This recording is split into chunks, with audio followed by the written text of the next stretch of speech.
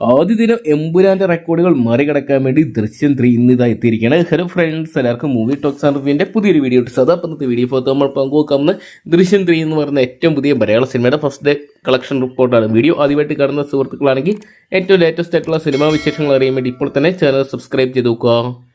ലാലേട്ടൻ്റെ എക്കാലത്തെ വലിയ വിജയങ്ങൾ സ്വന്തമാക്കിയ ചിത്രമാണ് ദൃശ്യം എന്ന് പറയുന്ന സിനിമ. മലയാള സിനിമയ്ക്ക് ആദ്യത്തെ 50 കോടി നേടിത്തന്ന ചിത്രം ഇപ്പോഴത്തെ മലയാള സിനിമയ്ക്ക് മറ്റൊരു ഇൻഡസ്ട്രി ഹിറ്റായിട്ട് മാറാൻ സാധ്യതകൾ കാണുന്നുണ്ട്.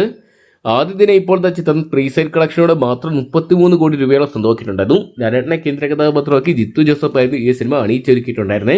പ്രീസെയിൽ കളക്ഷൻ എമ്പുരാനെ തകർക്കാൻ സാധിച്ചില്ലെങ്കിലും ആദ്യ ദിന കളക്ഷൻ തകർക്കാനുള്ള സാധ്യതകൾ കാണുന്നുണ്ട്. 65 കോടി രൂപയോളമായിരുന്നു എമ്പുരാൻ എന്ന് പറയുന്ന ചിത്രം സ്വന്തമാക്കിയിട്ടുണ്ടായിരുന്നേ. അത്രയ്ക്കും വലിയൊരു ഹൈപ്പ് ചിത്രത്തിനുണ്ടായിരുന്നു. എന്നാൽ ദൃശ്യം 3 എത്തുമ്പോൾ ഹൈപ്പിന് കുറവൊന്നുമില്ലെങ്കിലും പ്രേക്ഷകരുടെ പ്രതീക്ഷകൾക്ക് മങ്ങലാണ്. എന്നാൽ പോലും കളക്ഷൻ കുതിച്ചേരുകയാണ്. ഇപ്പോഴത്തെ ചിത്രത്തിന് ആദ്യ ദിനം 50 കോടിക്ക് മുകളിൽ കളക്ഷൻ സ്വന്തമാക്കാൻ സാധിക്കുന്നതാണ് പുറത്തുവരുന്ന റിപ്പോർട്ടുകൾ.